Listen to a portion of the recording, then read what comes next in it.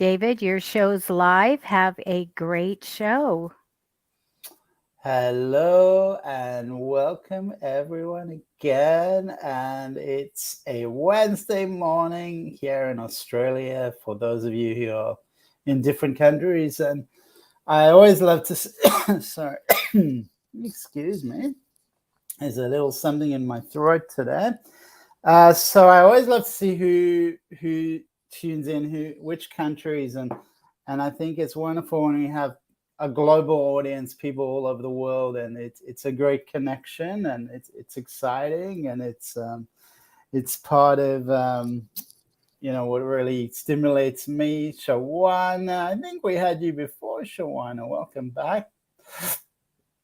And we've got, oh, you're in California, fantastic. And we've got, who else do we have here?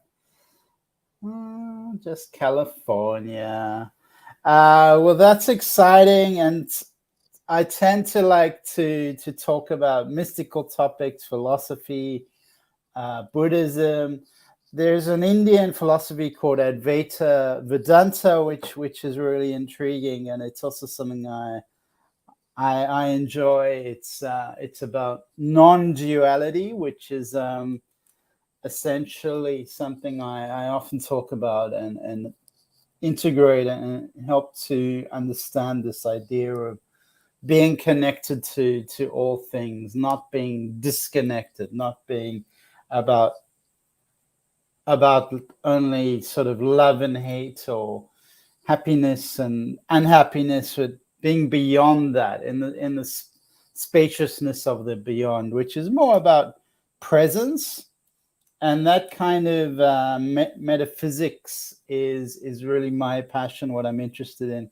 Consciousness and reality, how we interface with the world, how we can think about our lives, and how we can actually change our perception. So the domain of the mind, yet in real life, it's not always, it's challenging. It's not just that you step into a stream of consciousness and it shifts every single part of your life. It's a path, it's a journey, it's one step at a time, and ultimately we are moving towards the Buddhist concept of enlightenment or ascension, essentially, which just means that we are evolving, we are moving up. Ascend is to move up. So that's the goal, that's the journey, that's the path we're on, is to move up. So we're not ever at the top, because if you're at the top, then you probably don't need to be here anymore. So perhaps when we die, that's the top. We reach above, and we can see consciousness in a different way. Perhaps being outside of the body allows us that freedom, where we're not in this weight of the body and this density of the body that we reside in. We're actually in that state of peace and bliss and excuse the coughing. I'm so sorry. So I won't get carried away. I will start with a little meditation. I love to teach meditation. I love to instruct, and it's a great pathway for me. So it's something I always enjoy. So please join into the meditation, and let's see where we go for it. Just make sure that you're not doing anything like driving or operating heavy machinery or anything that you're needed, because if you close your eyes, then you've closed your eyes, So make sure you're in a safe and comfortable space. And I'm reading the comments. Anne, hello, how are you? I'm good. Where are you, Anne? I'm curious where you are. And let's introduce some meditation. So just gently allowing the stress from your body to be released. So you can do that with some movements, shifting the physical being, the physical body out of stress and into a more relaxed state. So it always helps to to do some movements, release a bit of nervous energy, a bit of stress, release that through the physical body. You know how you feel when you've exercised, when you've had a bit of a sweat. Your body is just relaxed, and you're able to you just, it's a great way. The endorphins are flowing. So this is a great way to introduce meditation, is to get all the nervous energy out of your body, and then you can close your eyes, taking a moment to welcome stillness into your life, enjoying the feeling of a deep breath into your belly, just following that breath with your consciousness.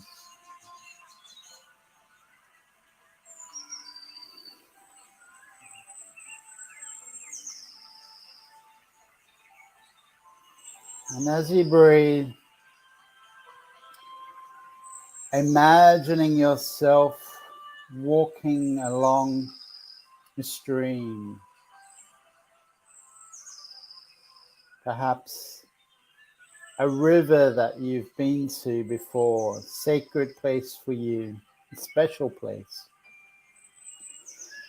Enjoying all the sounds of the water lapping past you, caressing the ground.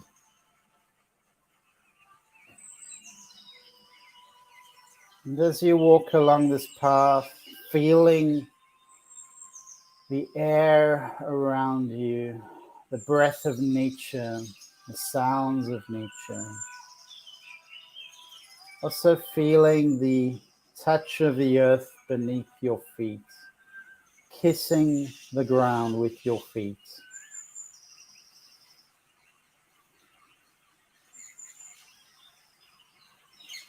And as the water streams past you, you notice a rock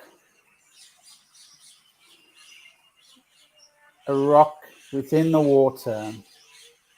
And just looking at that rock and seeing how the water flows past that rock. Engaging all your senses to consider how the water streams past the rock.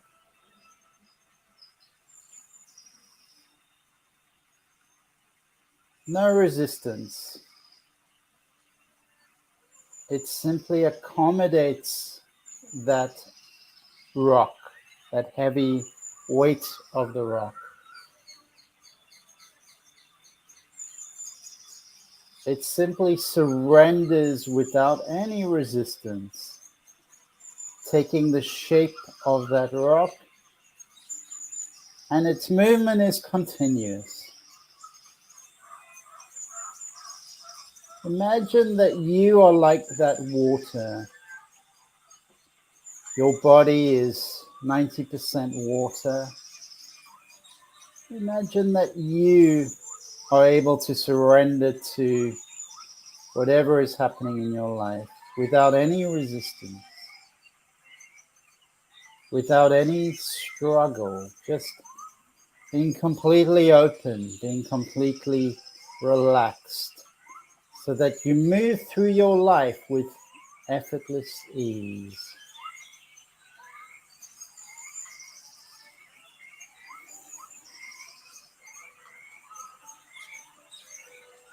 You may even enjoy the movement.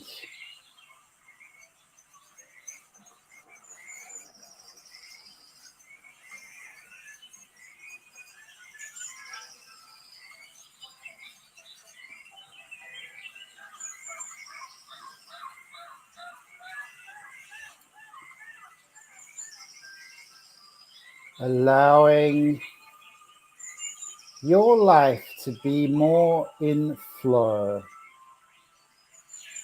to flow with your experience, and to let your experience flow with you.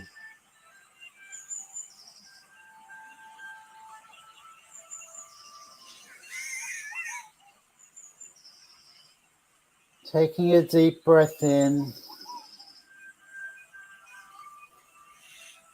and enjoying this feeling of expansion and acceptance.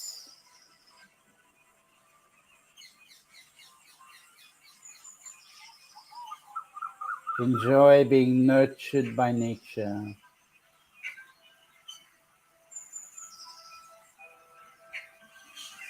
Your life is yours to play with, yours to choose how to experience. It's your life. How you experience it is up to you. The choices you make are your choices.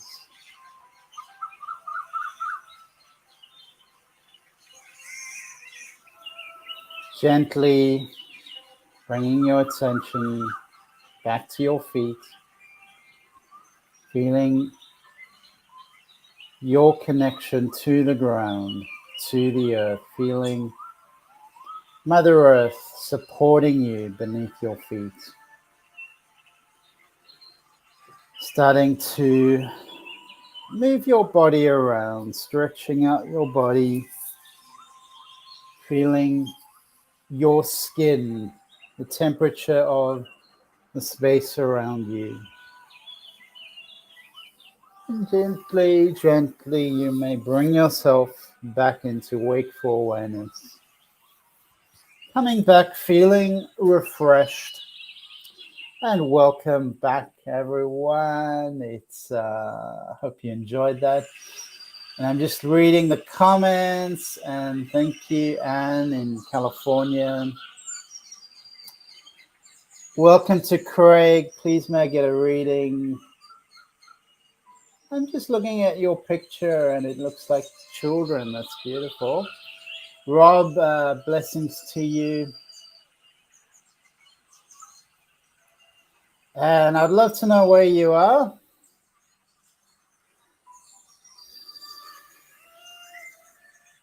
So just a little intro, little talk.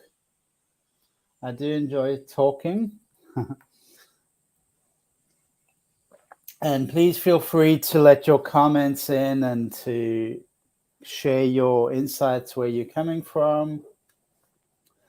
Just a quick word about the topics I was introducing in the meditation. We were talking about flowing and surrendering and accepting, and how life is just as it is in a way, and it's only us that interpret it and put judgments on it. It's nature flows, nature just is, and when things happen, nature just adjusts. There's always a constant equilibrium, a constant harmonizing. And with our own lives, that's a gift if we're able to do that as well, without resisting, without resistance. Just allowing things to move through us, move past us, like the water moves past the rock, allowing life's experiences to move past us.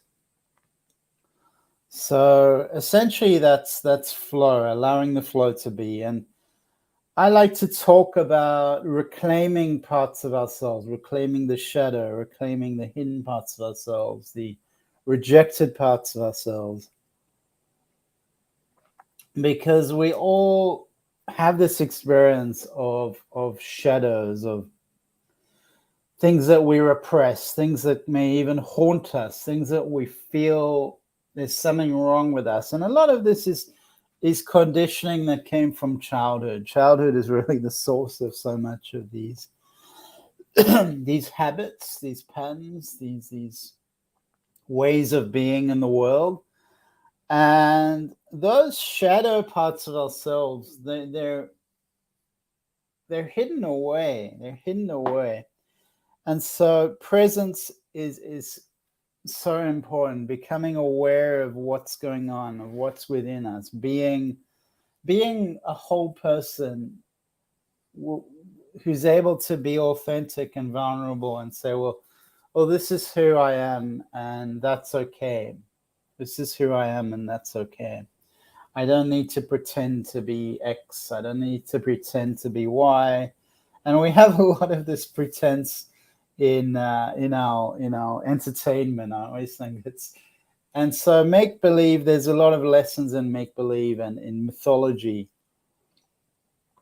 That's where we tend to put in all the shadows and the repressed parts of ourselves.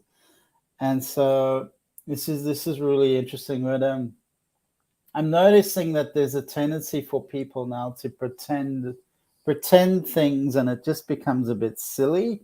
They pretend something is real, and it's really not real. And make believe is make believe, and there's always something to be learned from make believe. And often the make believe is more real than what we think is real. So knowing ourselves as a larger framework,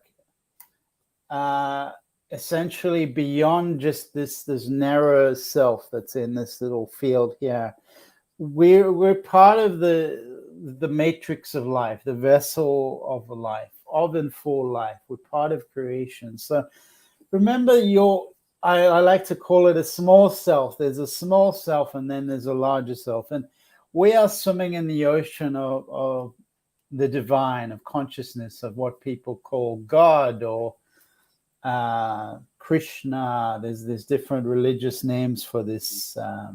Allah, whatever it is you would like to call it, source or universe or divine or God. We are life itself having a human experience. And when we're in fill this room with the room that we inhabit with division and hatred and bitterness, it doesn't move us forward. What about our ideas of God, or ideas of source, or idea of source energy consciousness? What about them? Because I think a lot of religions throw down ideas, shove them down people's throats, and it leads to a lot of misunderstandings and feelings of separation, division. Also, a lens of separation, and fear is often part of how we feel about God or source. We feel fearful. So it's important to recognize where we at with this idea of God or source, and what the source of our ideas about this are. Because source energy is all-knowingness, and all-knowingness is not to be feared.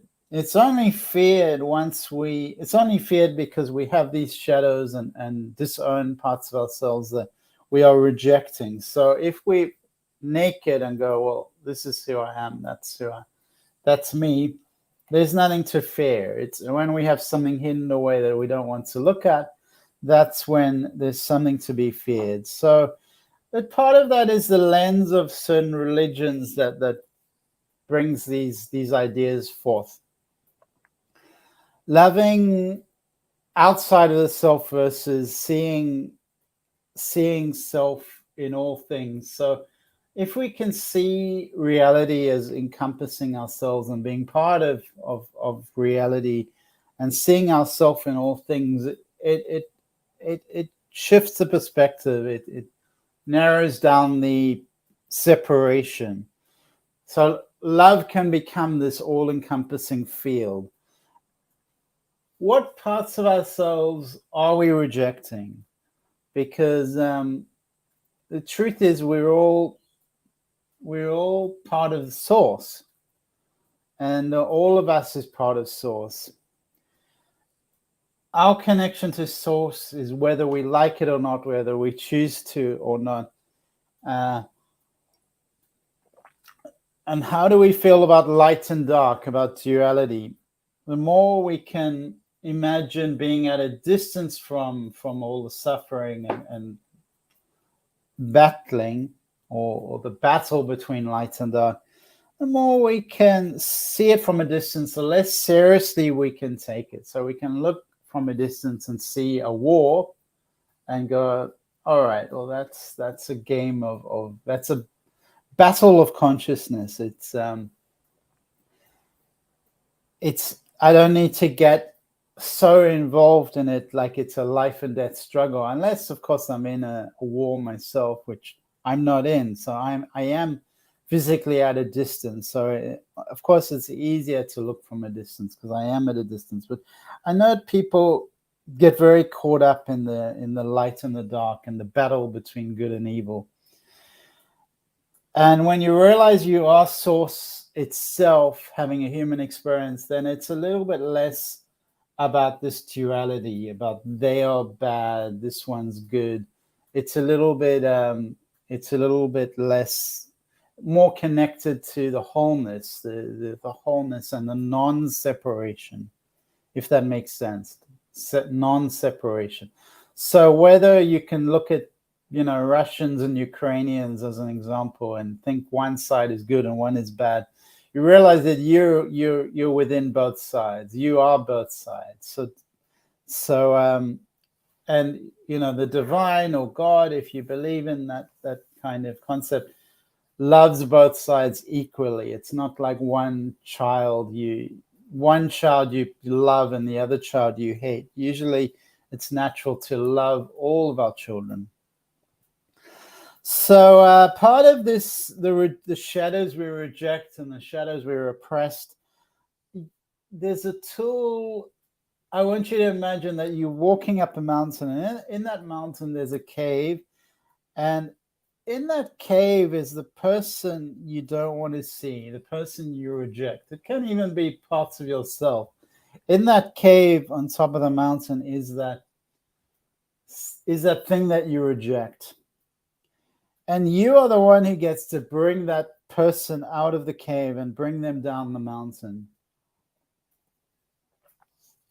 So that's a tool where we can use. And who actually put you in the darkness? Because you are the one who put that person or self in the darkness, and you get to bring them back. You have the opportunity for liberation.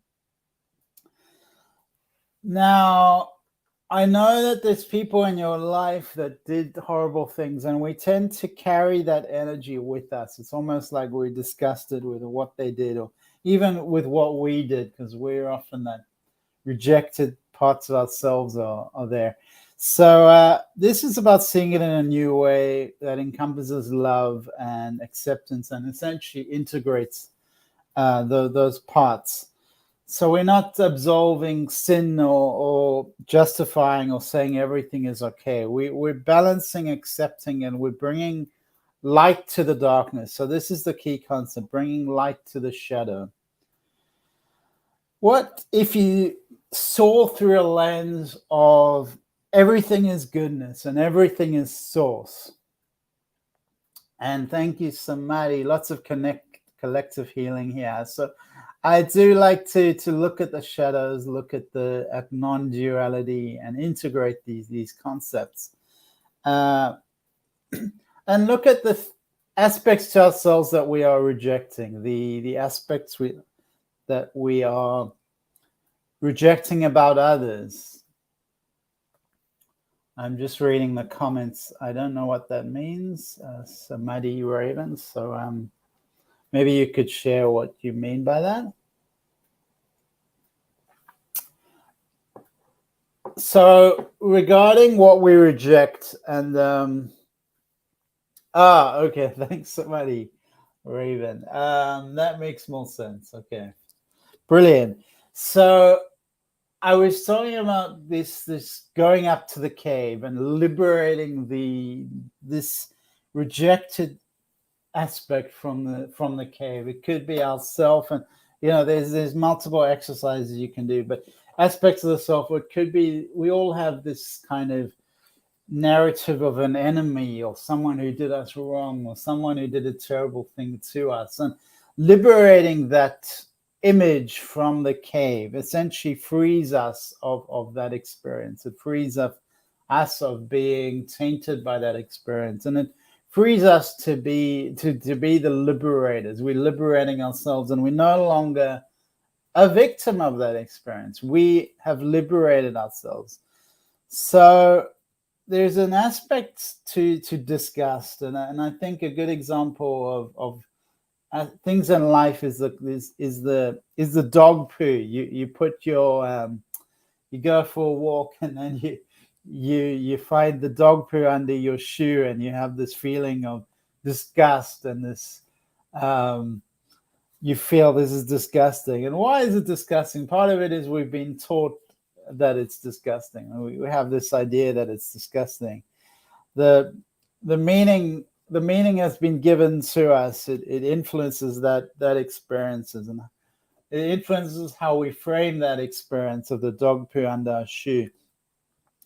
So there's an opportunity to make things anew, to make things new, and to see that dog poo as compost for new life, allows seeds to be planted, plants to grow, and it's filled with nutrients. So we'll get to you, Craig, soon.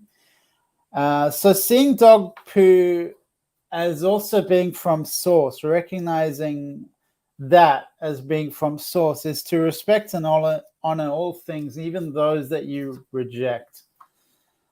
So that's a helpful message, and we will get to reading soon. I'm just have my little intro talk, and I read the comments. I see what's happening behind the scenes. So let's have a look at and there are paradoxes. So there's a certain protective mechanism within the body, within our hardwiring, for instance, to reject dog poo as an example. That's within our consciousness, because we're not supposed to eat it. So there is that protective consciousness. For a fly that's supposed to eat dog poo, that is delicious. That is a feast for them. You can see how excited flies get about dog poo. That's thrilling for them. That you've put on a 5-star feast fit for the queen. So this is about discernment, having discernment versus fear, and having a wider picture, higher perspective. The goal is always evolution. So I'm always interested in evolving our concepts, our consciousness, and allowing us to, from being a small self, from overcoming a sense of rejection, a sense of being a victim, a sense of being caught in the resistance, like I was talking about before, allowing ourselves to be part of the water, to be part of the stream, to be part of the river, without any resistance, without any disgust, without any... I'm just collecting some cards, without being small, because when you consider being part of the divine, there's nothing small about that. We're part of this incredible cosmic force, and that's this ascension that I'm talking about, that we are ascending our consciousness, we are evolving our consciousness, and having access to a higher consciousness. So that's in a nutshell what these concepts are about, where they're taking us to. And also there's another message here. So you cannot be the light and hold others in darkness. You cannot be the light and hold others in darkness. So part of this ascension of being the light is the recognition that everyone else is on the journey. Everyone else is out there on the journey, on their journey, and it's all swimming in the divine consciousness, everything. And we are not separated from that. Just like we breathe the same air, there is an interconnectivity. There is an interbeing, which is what Thich Nhat Hanh, the Vietnamese monk, he spoke about that a lot. And I think I've spoken before about Thich Nhat Hanh as I lived very close to his temple where he passed away. Where his it was his first temple where he lived, and that's in Hue, Vietnam. So Thich Nhat Hanh was a teacher of engaged Buddhism and a Zen Buddhist tradition, and he taught this concept of interbeing, which is really the interconnection of all things, and that's this concept of everything is connected, and we to reclaim all parts of ourselves. That's the power that we can reclaim. So reclaiming all parts of ourselves, and thus we become liberated. And this is the essence of being present with life, and just being a being within the movement of life, within the change of life, knowing the self as a part of this larger vessel for life, part of this beingness of life. So we don't need separation, division, and bitterness. So we are part of the all-knowingness. So Craig, we're going to start with Craig. And everyone else will start with readings. Craig, you'll be up first, and I'm just going to check the comments. And let me know in the comments where you're from and if you'd like a reading. Stuart, I see Stu. So Stu's an old friend in Florida. Welcome, Stu. That's very exciting to see you on the show. Crystal, welcome from Canada, Edmonton, Alberta, Canada, beautiful part of the world. And Craig, you're in London. And Anne, Iva, you're in California. Welcome, Anne. And Rob, welcome. Rob is in Kentucky, so that's wonderful. We have someone from Kentucky. And we have Raven. So I'm just going to pick a card for Craig, and we're going to have a look at you, Craig. And then Rob says you'd love a reading. So let's have a look at Craig in London and see what the cards have to say, Craig.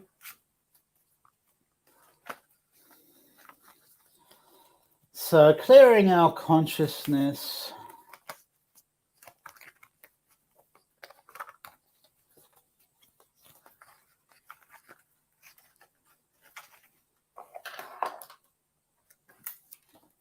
And I'm just shuffling some cards, so bear with me, Craig.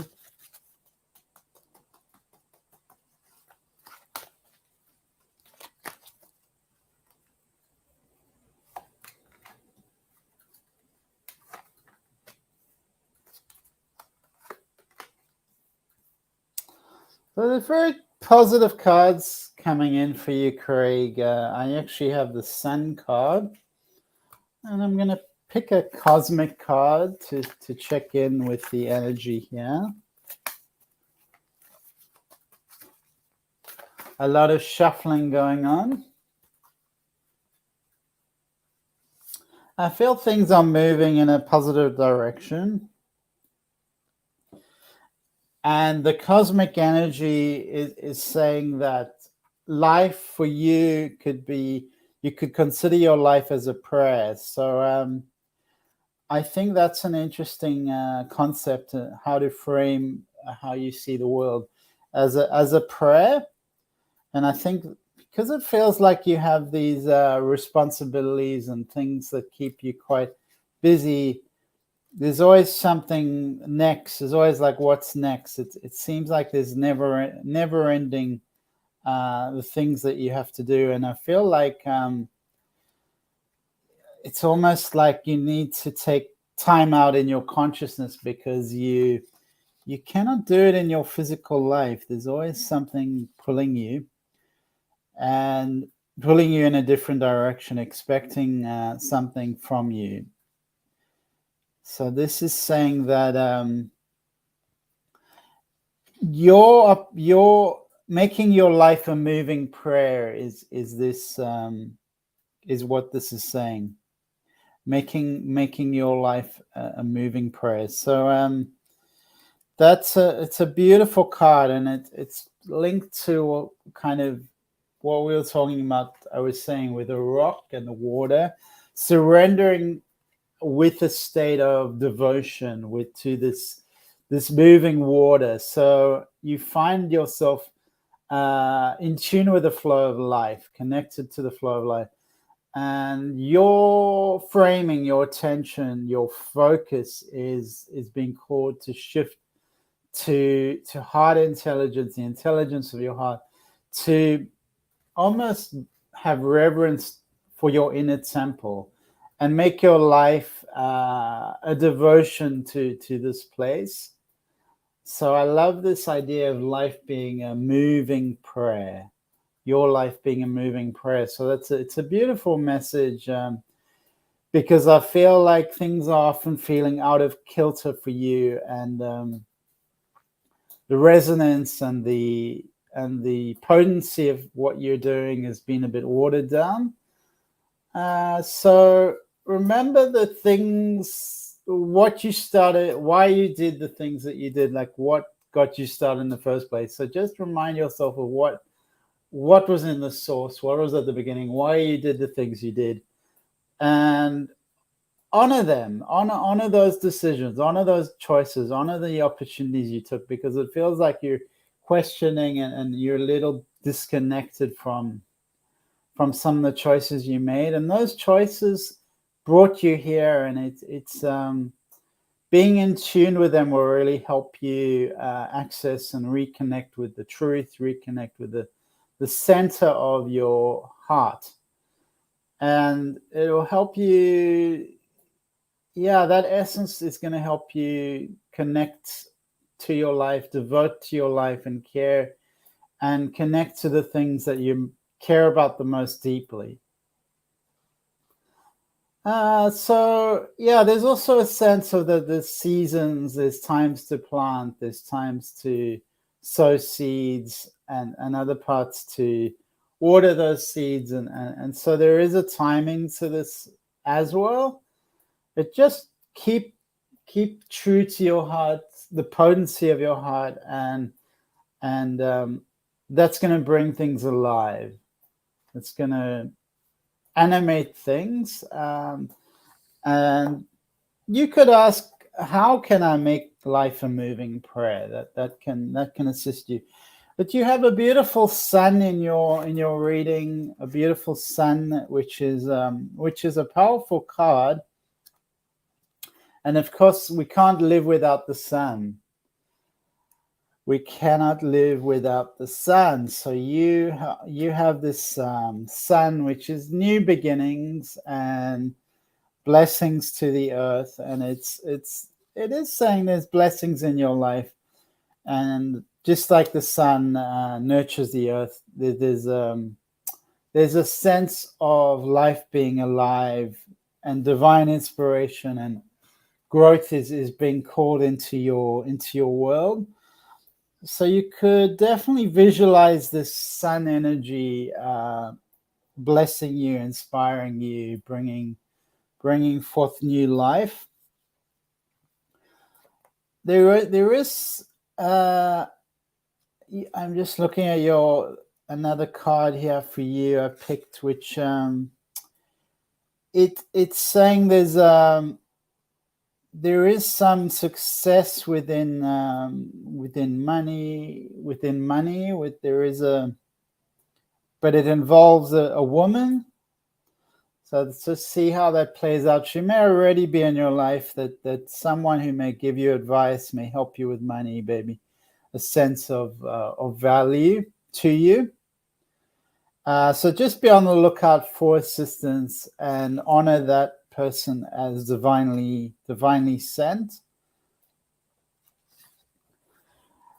But there's positive energy around you, and that's really good, Craig. And I just want to wish you a beautiful day. Thanks for tuning in. It must be really late in London. And I think next we were going to move on to Rob, was it? Yeah, Rob. We're going to do Rob. So Rob is in Kentucky. So Rob in Kentucky. All right, Rob. So let's have a look at your cards. So there's something to do with communication that pops out at me, Rob. It's like communication's really important to your purpose, and it feels like there's things that have been unsaid, or you've been afraid to say them. So really clear your communication chakra. Write down things that you want to say that you've repressed, that you've haven't said to other people, because it feels like it's really important that you communicate and let go of things that you're holding, and come clean with yourself, come clean with others. You don't always need to communicate with others. It can just be with the self. You can write a letter, and you don't have to send that letter. You can burn it. It just needs to be expressed. These energies are caught up there, and they need to be expressed for you, Rob. As I said, you can write those letters, burn them. That's a good practice, because burning them is a ritual. The fire can burn away those emotions, because there is a sense of being tied up, Rob, of being a little bit blocked, of being like things are not moving for you. So a lot of this is caught up in your consciousness, and until you can release these energies, then there's a lack of motion, a lack of sense of personal freedom. So it's saying there's something stuck within your life, and it does feel like there's a bit of drama around you, stopping you from moving forward. So it's really important that you clear the energy. Things are a little bit restricted and slow, that there's something holding, that's being held up, that it's not moving forward. So it's time to cut some vines, to clear out, to clean some energy, and then make some serious changes, because you didn't come here to live in a jail, or a self-imposed jail. So really direct yourself towards releasing stuck energy, releasing old habits, changing old habits, releasing restriction, and envisioning your life as open, envisioning yourself as free, having the perspective of I choose my reality, and keep recognizing that in your consciousness. So I can create a new life for myself. I can imagine yourself free. Imagine yourself filled with the things that you are craving. Don't be stuck move forward in your vision. Move forward in clearing the energy I was talking about before. And okay, fantastic. Thank you for coming, Rob, and wish you a beautiful week. Thank you so much. I'm catching up with all the comments. And next we'll do some Muddy Raven. Samadhi Raven, we're going to do you. And welcome to Danny and Flea. I'm just trying to catch up with the comments.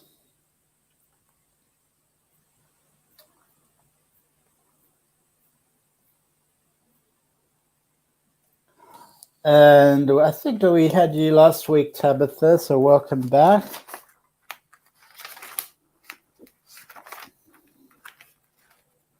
So Raven, we're gonna have you. What a beautiful name, Samadhi Raven. And I'm just looking for another card.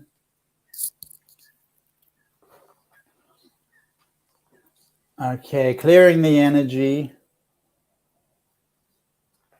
And I've got a question from, I'm just reading Tabitha.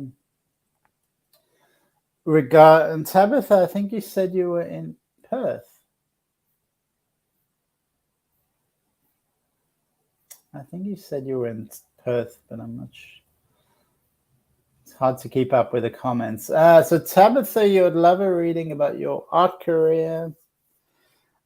And we are going to start with Samadhi Raven, so I'll get to you soon, Samadhi Raven. I do like to just catch up with the comments, and it's a balancing act.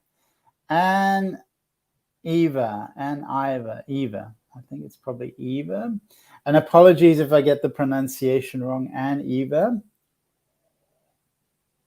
How soon will I hear from my male friend? And Tabitha, yeah, there we go. Tabitha, you're in Perth. So we'll just see how much time we have, Tabitha. And Anne, you've also got a question there. How soon will I hear from my male friend? And do you see a romance for us? So a romantic question from Anne. And thank you, Craig, for your feedback about the reading. Much appreciated.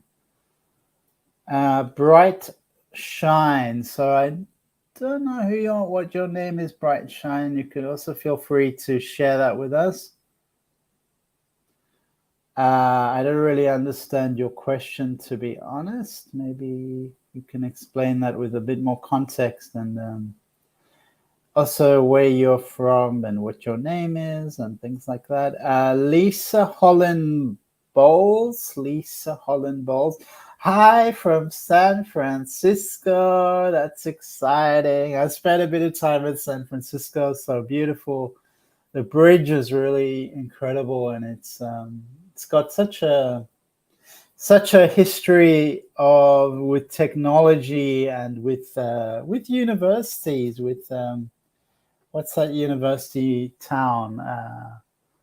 Can't remember. I went to the university town, which is just outside of San Francisco, where you have a few universities. So Sandy, thank you. My name first is Sandy, but I go by Samadhi here. Samadhi is something that I'm really close to. I always feel like I love that. I love the name Samadhi, and it does something for my soul.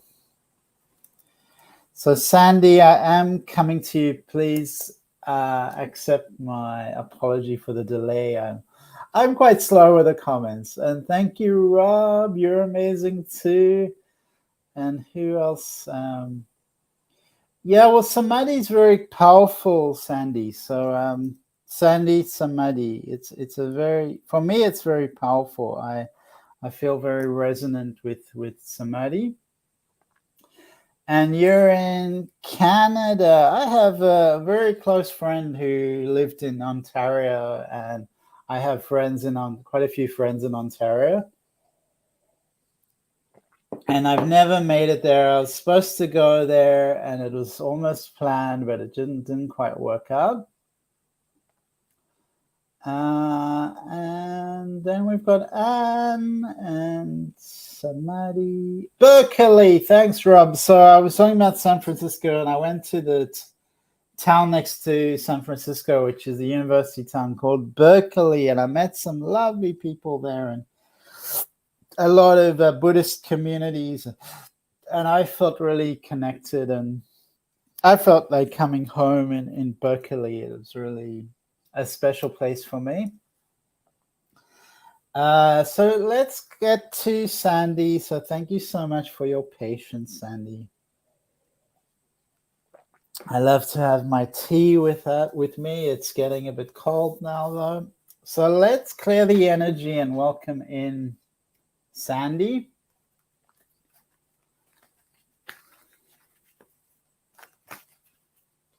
And just pick some cards for Sandy Samadhi.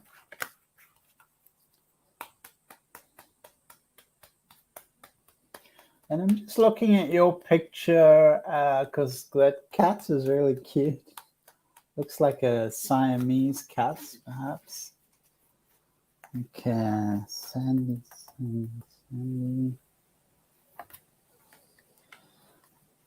Okay. All right, so we've got some interesting concepts coming up for you, Sandy. It's I would say your energy is unusual in a good way, and the cards are quite unusual that I see for you. It's like you're on a little bit of a different path. And I see in the comments the cat was part of a meme, but I did have a Siamese fur baby. Oh, beautiful. Because it feels like you're connected to some interesting realms, like almost like a feline realm. And I'm reading Rob, going to write a letter now, advice from Spirit taken. Thank you. And thank you so much, Rob, for being here. I really appreciate it. So let's just see what other cards we're going to pick for Raven, for Sandy. Okay.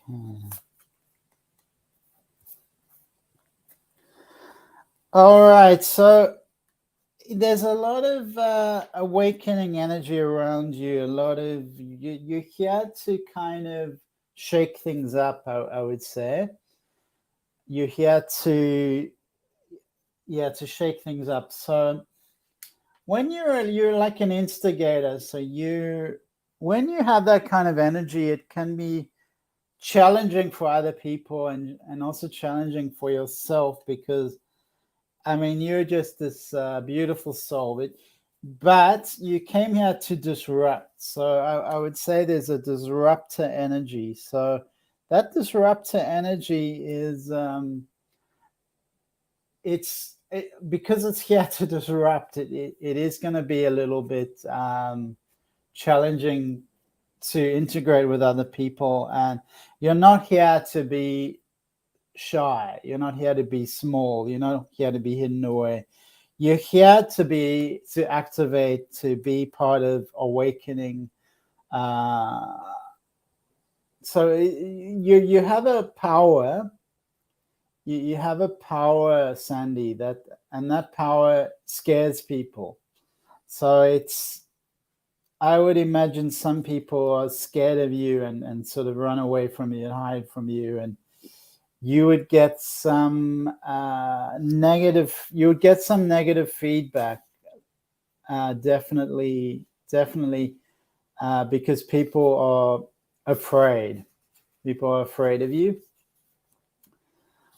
So you do have these gifts that you've come here to experience and express, to tell the truth, to open up portals, to energetic upgrades, to I mean, you're someone who's had some kind of awakening where you've received visions, because you're a visionary that's receiving visions and having experiences that are out of the ordinary.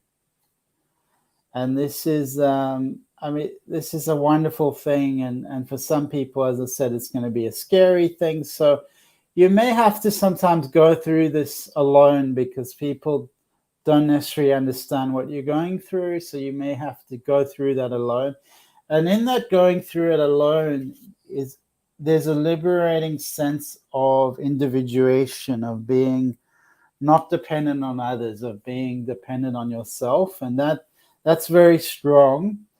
So yeah, that's very strong. Be tender with yourself and realize that other people are not.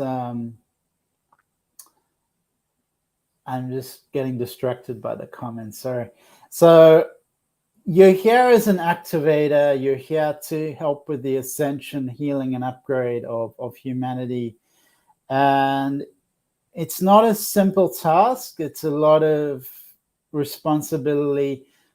Start with yourself and understand that it's a messy path. It's not straightforward. It's a little bit takes a lot of time to integrate and to feel grounded. So surrender to this experience and keep integrating every day, and realize that it's a challenging path. It's very challenging. I feel like ups and downs and questioning and almost like spirit kind of waking you up at night, and it's stay grounded, be patient with yourself, understand that you are a pioneering type of energy. You're a pioneering type of energy. So that's wonderful that you're staying in alignment, because there's the magician card. There's a lot of powerful cards in your space. So I wish you all the best, and thank you so much for being on the show. I really appreciate it, Sandy. It's great to have your energy here. That's really, really strong. And yeah, and I think who was next? I'm just reading the comments. Who did we have next? Because I think we had Tabitha. So we had Tabitha and Anne, and then we had Danny, Dante De Santo, and then we had Danique. Okay. So now I forgot what I just said. So we just have a lot of readings, and so I'll try and be really short, stay on for a few more minutes. And we start with Flea Little Piggy, which is Tabitha.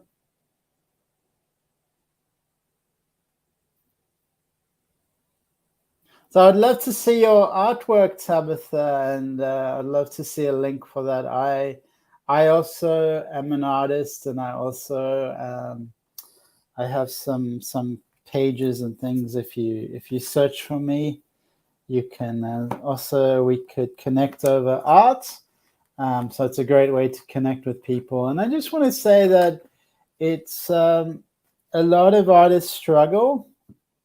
And so you're not alone, and it is good to speak that out and recognize that, because any type of art, whether it's music or any type of art, what other art forms are there? Art, music, writing, you get you get someone who stands out. You get like Mozart. And Mozart was such a powerful energy that I forget when Mozart was alive. Was it 17th century? That we still have this music, and in 2023, we still celebrate Mozart, and we still think, is Mozart the greatest musical genius that that we've had. So what I'm saying is that any artist is compared to every artist that's come before him or her over hundreds of years, sometimes decades and decades, centuries, 1,000 years. We look at someone like Michelangelo. That's another one. And we are, as an artist, you're compared to Michelangelo. So your art is stacked up against Michelangelo. So it's very few artists actually seem to be really successful. There's a lot that are struggling, writers, musicians, and it seems like there's like one musician. There's a Whitney Houston or a Celine Dion, and they have an exceptional talent and kind of become like the icon.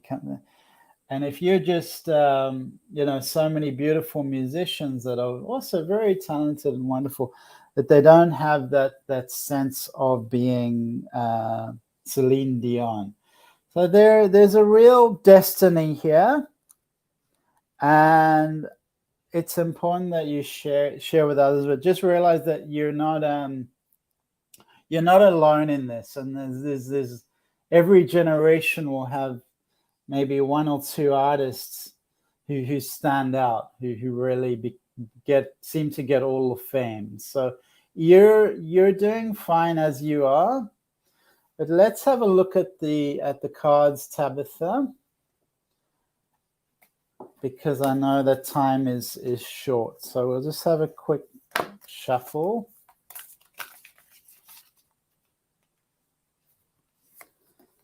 And there's quite a nice card for you saying all paths lead home. Turn your gaze within, use your intuition, and it's kind of giving you an answer. It's saying be patient and shift your perspective, shift your narrative, because I know it's hard. I know it's really hard to be an artist and not to feel like you're supported. And my mom's also an artist, so I understand that feeling. But keep going, Tabitha, and it feels like there's another idea. There's another idea for you to explore on platforms like Etsy, which commercialize your work more effectively. So think out of the box a little bit. There is this pathway for you to take that's going to galvanize things and help you. So I would say there is that support. Listen to your intuition and keep exploring new pathways. And there's an invitation here for more commercialization. So it's saying use your work in a different way, or show your work. It feels like more taking your work and putting it on material, like how do you call it? Like a Duna cover, a pillowcase, a mug, maybe a pot plant. So using your artwork, I don't know if you can see that, in a functional way, so that people can enjoy your artwork and in a different way. So there's an invitation here for being an entrepreneur. So that's what comes through the reading, Tabitha. It's shifting your perspective and seeing yourself as an entrepreneur, and shift how you think about commercializing, because people it's all about how you can commercialize yourself and activate more a different type of supply and demand, a different type of production. So Anne, so thank you, Tabitha. Thanks for coming in again. I'm just looking at Anne. let's have a look at Anne, and so we'll get to Anne quickly, and then Dante. So Anne, I'm just going to clear the energy a little bit and see if we can have some answer for you. So all about the romance, Anne.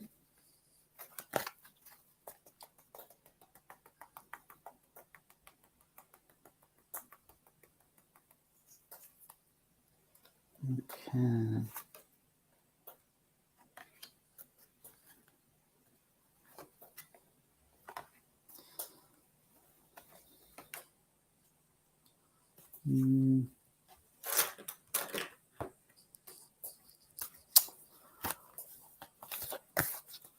I would say be careful, Anne. Be careful. Tread carefully is what I would say.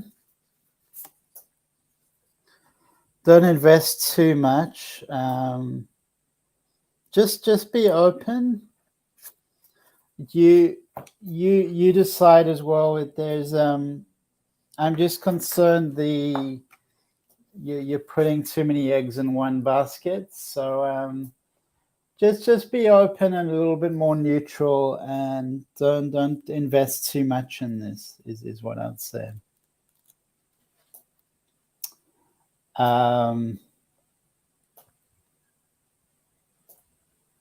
So it's saying that your endeavor, put your energy in yourself in moving your life forward and moving yourself forward. That's what I'm getting. Romance seems like just wait and don't rush into anything. All right, thank you, Anne. Thank you so much. And I'm reading the comments again. Dante de Santo. Hello, Dante.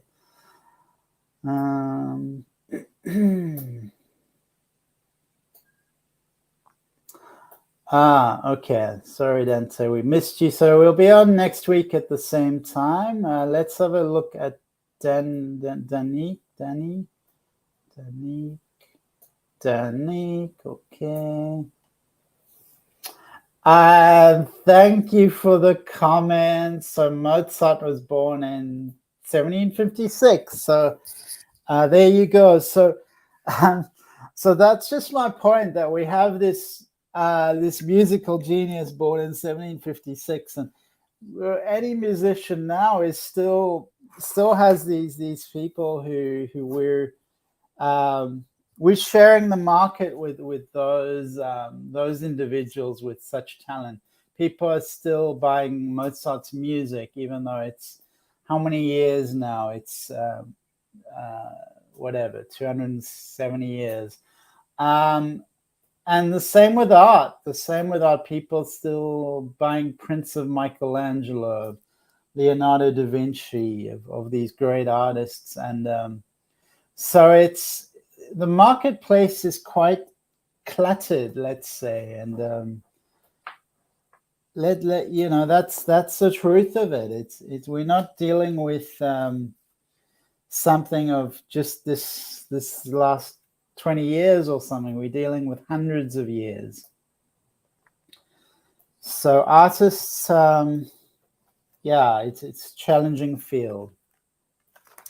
So let's have a look at Danique, and then we will end the show. We'll just have a quick look at you, Danique.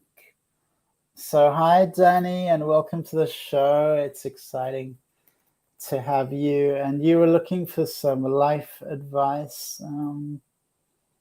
Just looking through the comments. Where are you?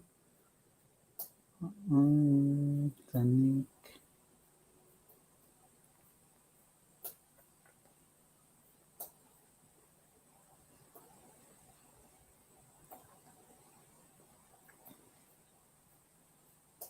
Yeah, I'm just searching through the comments because I think you wrote something, but I can't find it now. But I think you said something about life advice, or maybe it was life direction. All right, so let's just have a look at the cards for you, Danny. Clearing all the energy, just allowing a space for ourselves, a space for you. So there's a real sense of a guiding light with you, Danny. That's what comes to me. That it's an energetic portal that isn't necessarily recognized by other people consciously, or it's not like you have something on your forehead that says energetic portal. So I feel like there is a doubt within you sometimes of like, what am I doing here? And it's because that's an energetic portal. It's a very strong. It's very strong. It's very powerful, and it does require a bit of acceptance and integration on your part, just to honor and honor that field, honor that part of you, honor that unseen, because this is in the realm of the unseen, because you are teaching and guiding people already. So it's there. It's just a sense of acknowledgement within you to accept that part of yourself, because there's a little part of you that's saying no, that's saying, what is this, what am I? And it's that part of you is seeking love and recognition. So just give your energy to that part of yourself that's hidden away in a little crevice, a little dark place, and it just needs to be nurtured and brought into the light. So integrated into the light. So bring that forward, welcome it, and really love that part of yourself that's stranded. It feels stranded,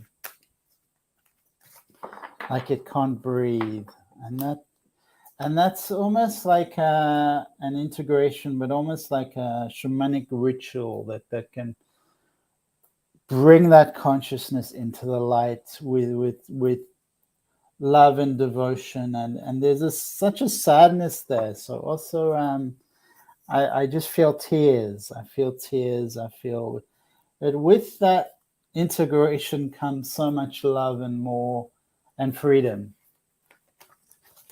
And I'm just checking if the cards have anything to say. So you have such a feminine spirit, and it's such a divine goddess. It's such a Danique. You have that majestic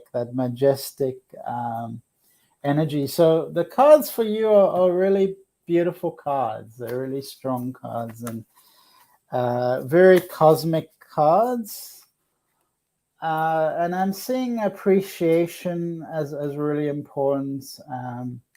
You have a connection with the stars to Horus energy. So there's loyalty, trust, appreciation. You have a connection with the world. There's a world energy.